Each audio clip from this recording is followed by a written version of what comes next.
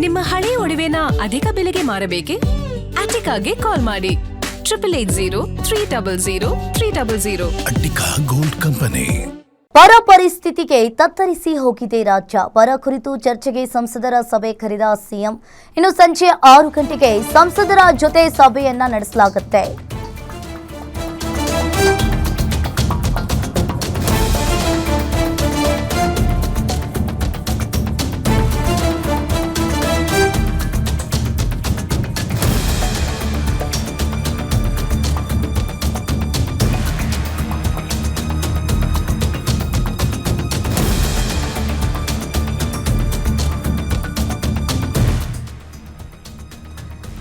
ಇನ್ನು ಬರ ಪರಿಸ್ಥಿತಿಗೆ ತತ್ತರಿಸಿ ಹೋಗಿದ್ದ ರಾಜ್ಯ.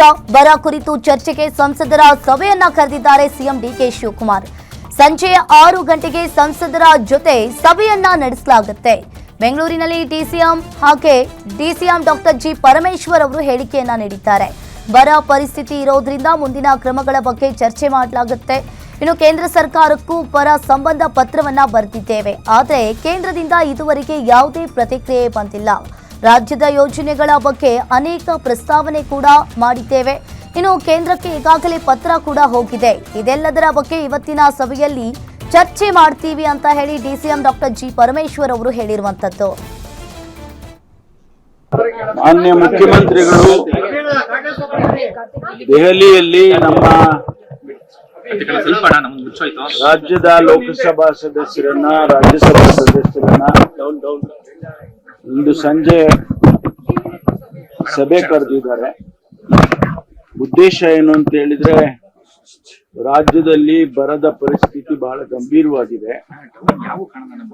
ಮುಂದೆ ಏನ್ ಮಾಡ್ಬೇಕು ಅನ್ನೋದ್ರ ಬಗ್ಗೆ ಸರ್ಕಾರ ಈಗಾಗಲೇ ಅನೇಕ ಚರ್ಚೆಗಳನ್ನು ಮಾಡಿದೆ.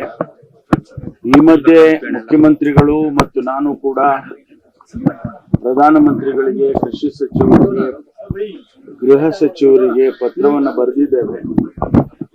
ಯಾವುದು ಕೂಡ ಪ್ರತಿಕ್ರಿಯೆ ಬಂದಿಲ್ಲ ಇನ್ನೂ ಕೂಡ. ಮತ್ತು ಇದರ ಜೊತೆಯಲ್ಲಿ ರಾಜ್ಯದ ಅನೇಕ ಯೋಜನೆಗಳ ಬಗ್ಗೆ ಪ್ರಸ್ತಾವನೆಗಳು ಹೋಗಿದ್ದಾವೆ.